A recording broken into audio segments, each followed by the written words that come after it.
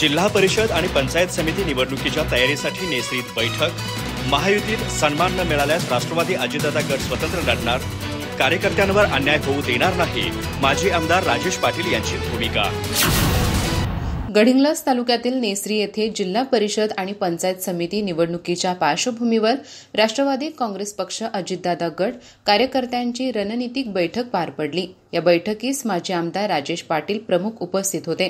Necessary, Bhadgaon, नूल आणि हलकर्णी भागातील प्रमुख कार्यकर्ते मोठ्या संख्येने या बैठकीत सहभागी झाले। बैठकीदरम्यान येणाऱ्या निवडणुकींसाठी राजकीय परिस्थितीचा सखोल आढावा घेण्यात आला आणि महत्त्वपूर्ण निर्णयांवर चर्चा झाली।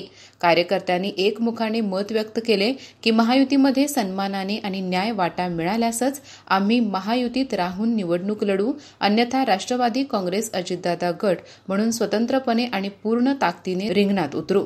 यावर माजी आमदार राजेश पाटील यांनी ठाम भूमिका मांडत सांगितले की कोणत्याही परिस्थितीत आपल्या कार्यकर्त्यांवर अन्याय होऊ देणार नाही। कार्यकर्त्यांचा सन्मान आणि एकजूट हाच आपल्या राजकीय प्रवासाचा पाया आहे।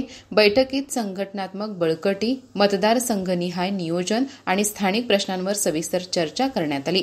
ग्राम पातळीवरील कार्यकर्त्यांना निवडणुकीच्या तयारीसाठी आवश्यक मार्गदर्शन करण्यात आले।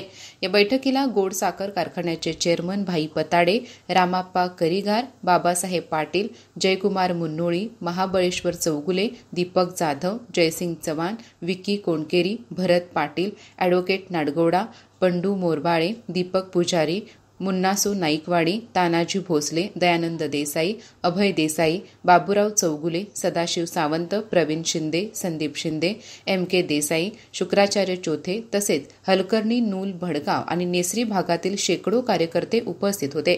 बैठकीनंतर कार्यकर्त्यांमध्ये नवचैतन्य आणि एकजुटीची भावना निर्माण झाली असून जिल्हा परिषद निवडणुकीच्या आगामी राजकीय समीकरणांना या बैठकीने नवे वळण मिळाल्याची शक्यता व्यक्त केली जात आहे। अधिक माहिती आणि ताज्या घडामोडींसाठी आजच आमचे चॅनल सबस्क्राइब करा।